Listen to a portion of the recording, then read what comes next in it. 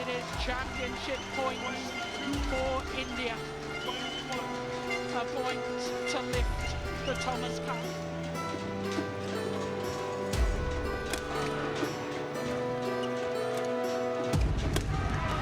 Here's that is, and India have created history. On May 15th, 2022, India created history when they won the Thomas Cup, which for any of you non-badminton fans is the World Men's Team Championships. Now let me tell you, this was a huge deal, and not just for Indian badminton fans, but for the wider badminton world, as before this 2022 edition, India had never even medalled. It should come as no surprise then, this was quite a shock for the badminton community, as pretty much no one had them as potential winners. We've been hammered on social media from our Indian following, because in the last episode we did the build up to Thomas and Uber Cup, we did not mention India once. Well, all except for one person, me. Dark horses. Very dark horses. Not from you guys, but I think from Beckman, I guess. You're the dark horse. But if that isn't proof enough, then under a BWF Instagram post weeks before the event began, I put this comment. Now, this leads to a very logical question. Why did I make this comment? Why did I feel India were the dark horse of the 2022 Thomas Cup? Now, I did somewhat answer this in a BWF video I made during that Thomas Cup. But in videos like those, designed for Instagram, TikTok, etc., I can only really scratch the surface. They aren't the platforms where you can really dive into it. YouTube, however, is. So, here we go.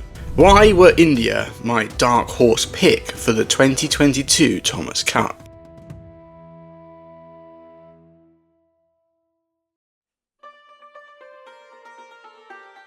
Before I get into the main question, I think it is important to give it a little context. And to do so I must answer a different question. What makes a good Thomas Cup team? To answer that, you must first know what constitutes a Thomas Cup tie. A Thomas Cup tie is made up of 3 men's singles and 2 men's doubles, usually played in the order on screen. From this, it would be quite obvious that to have a good Thomas Cup team, you must have 3 strong singles players and 2 strong doubles pairs. And yes, if you have all 5 of those matches filled with world-class and highly ranked players and pairs, then you are golden. It's why China was so successful from the mid-2000s to the mid-2010s, and why Indonesia were even more dominant before them in the 90s and early 2000s. But teams with that sort of depth are pretty rare. And so, if you look a little deeper, then whilst the doubles events are by no means less important, the singles events are where solid Thomas Cup teams are made. I don't think there has ever been a Thomas Cup winning team with great doubles pairs, but okay singles players. Or maybe more specifically, singles without depth. This might explain why Korea, historically one of the strongest badminton nations, has never won the Thomas Cup, although they've won every other major competition. Even though they have had multiple generations of legendary doubles players, with some of them being regarded amongst the best in history, their singles has always been lacking, most notably in the depth. Having said that, however, doubles can't be completely ignored. Just like a team with just great doubles pairings, whilst a team could win with only singles players, it's still unlikely across the week of competition. And that's because without any good doubles pairs, the pressure on the singles players to always deliver is incredibly high. There is no room for error. For me, where most Thomas Cup winning teams sit is a very strong singles lineup, solid all the way through the 3 singles players, and at least 1 top doubles pair. And it's that sort of lineup that brings us nicely back to India and their 2022 winning team. A solid singles lineup filled with players who've achieved big things combined with a top doubles pair who can beat any other pair in the world, that's exactly what I feel you need to have a chance to win the Thomas Cup. And it is exactly what India possessed going into those 2022 Thomas Cup finals. In the singles they had Lakshya Sen at first. Lakshya was only 21 years old at the time, but had already gotten himself inside the top 10 in the world. Srikanth Kidambi was their second singles player, a former world number one, a player with vast experience who knew what it took to win big titles. And at third singles they had HS Pranoy, a very classy player who had a reputation as a giant killer. Pranoy was a player who had defeated all the badminton greats, and naturally that made him a very dangerous player at third singles. And in the doubles, their top pair was Satwik Sairaj Rankireddy and Chirag Shetty, who were ranked number 9 in the world at the time, but everyone knew they could be much higher, proven these days by the fact they are the current world number 1s. That is a very solid team, a very solid lineup, but it isn't the answer to why I felt they were the dark horse of the 2022 Thomas Cup, because just a little over half a year before, at the previous Thomas Cup, I didn't have the same feeling about India. At the 2020 Thomas Cup, which, not to confuse you, but was played in 2021, India had a similar team. Their singles was a little different, but at its core was still 3 solid singles players. Srikanth Kidambi was the only recurring name, and alongside him was Sai Praneeth, a former world bronze medalist, and Samir Verma, a player who had also won events on the world tour. And at doubles they again had Rankireddy and Shetty at number 1. On paper, a very good team. A team that on reflection stood a chance of winning. However, heading into that Thomas Cup, I didn't think they would. And I was right, as they lost in the quarterfinals 3-1 to Denmark. Now, let me remind you that there was only 7 months between that 2021 Thomas Cup and the 2022 Thomas Cup. Not much time at all. But it's in that short span of time where I'll get to the real reason why India was my dark horse. It lies within another very simple, 2-worded question. What changed?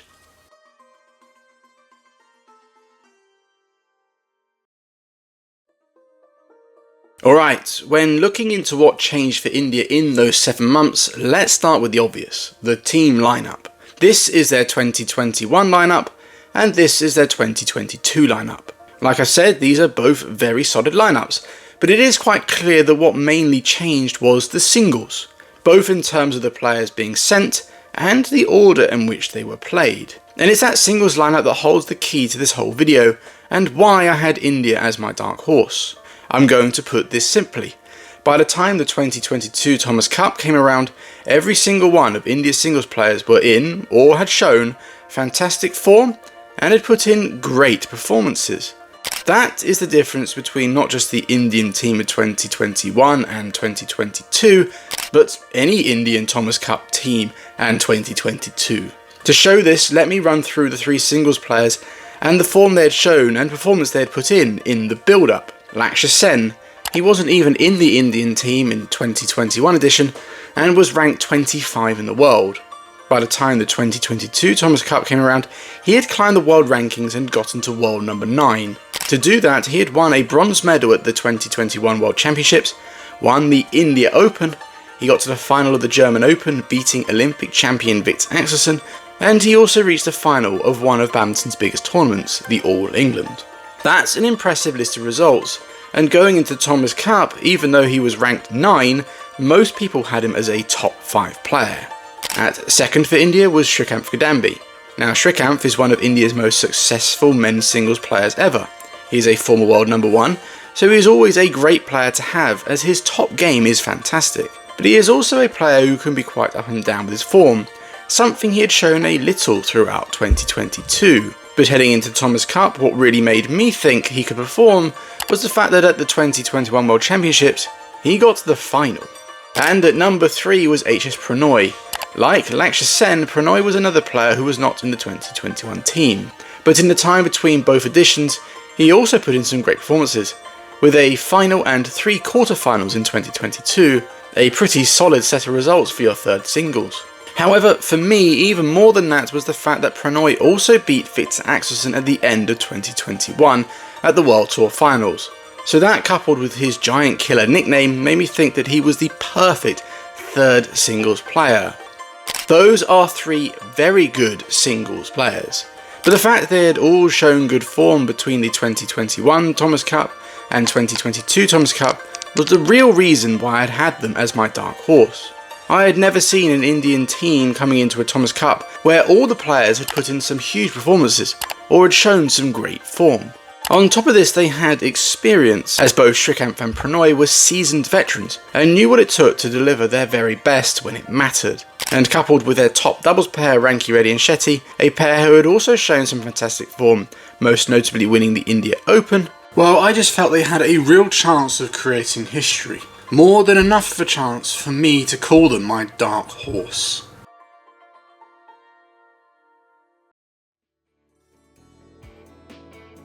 Now, I could leave it there, as at the time those were my main reasons for having India as my dark horse team. But whilst making this video, and on reflection, there was another reason I was a little unaware of, and that was the other teams that would be competing. China, Denmark, Indonesia and Japan were the four main teams everyone was looking at, and that's because they were the top 4 ranked men's teams at the time. They had won the previous 4 Thomas Cups, and maybe more importantly, just 7 months before the previous Thomas Cup, they were the 4 that made up the semi-finals. There were some other nations that had an outside chance, Malaysia and Chinese Taipei being the strongest amongst them, but I think most were looking at these top 4 for glory. But in the face of that, I still felt India could do it. And part of that was because in spite of all the factors I've just mentioned, all 4 teams had fragilities that I felt India could expose, especially considering the form and performance factor of the Indian players that I have already mentioned. China had a strong, deep team as ever, but at the time they were in the midst of rebuilding their men's doubles lineup, and their top singles player Shi Yuqi was serving a 1-year ban from his association, so he wouldn't be eligible to play. Denmark had on paper one of the strongest singles lineup, and a good first doubles, but what the 2021 Thomas Cup showed me was there was some mental fragility, something that could be exposed. Japan really hinged a lot of their previous success around Kenta Momota, but following his accident and subsequent performances, I felt they were always dangerous but lacked belief they could do it. And Indonesia, probably the strongest team out of the 4, they were defending champions, but I felt India matched up well against them and had chances in all matches bar second doubles. These 4 teams, and others in the competition, all had the capability to beat India.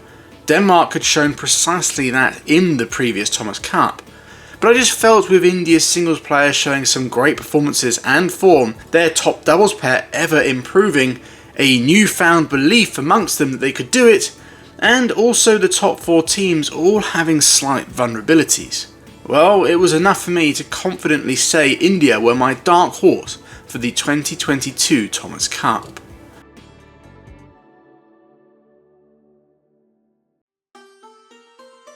So that's the reasoning behind why I called India the dark horses of the 2022 Thomas Cup. The follow-up question to that is, with the 2024 edition just around the corner, do I feel the same way about India this time? Do I believe India can defend their Thomas Cup title? Well, my answer to that is yes, I feel they can, but my feeling isn't as strong as 2 years ago. They will have a similar singles lineup, albeit in a different order. Prannoy will lead this time, Lakshya will be at second, and Srikanth will be at third. And their doubles also looks the same, although Rankireddy and Shetty are now even stronger, as they are the world's top ranked pair. But the reason my feeling about them isn't as strong is simply because their singles players aren't quite in the same form as 2 years ago. Once again, one of them is performing well recently, Lakshya Sen, one is doing okay, Srikanth, and one has been struggling, Prannoy. In 2022 I felt the stars were aligning in terms of peaking for the Thomas Cup. This time I feel it is slightly off. On top of this, the other teams going, the ones I felt had vulnerabilities in 2022, well, those vulnerabilities certainly seem fewer and weaker this time. China has an insanely strong team. Their men's doubles lineup is almost as strong as it has ever been, and I'd say the same for their singles lineup.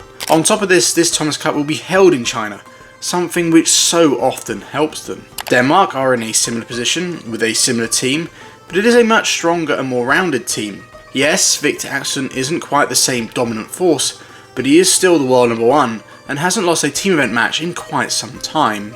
Japan, like Denmark, will have a similar team, but this time the order they can play their singles in might actually help them. And Indonesia, they did struggle in 2023 and early 2024, but at the All England this year we saw that their male players very much have what it takes, and that momentum could ride into the Thomas Cup. They'll be a very difficult team to beat. However, with all of this being said, I also felt somewhat the same before the Asian Games, minus Denmark of course, which hosts the same format in the team event, and India created more history by getting to the final. So who knows, they certainly can defend their title, but I'm not as confident to back them as a champion as I was in 2022. So I'll finish this video by simply asking, what do you think? Do you think India can defend their Thomas Cup title?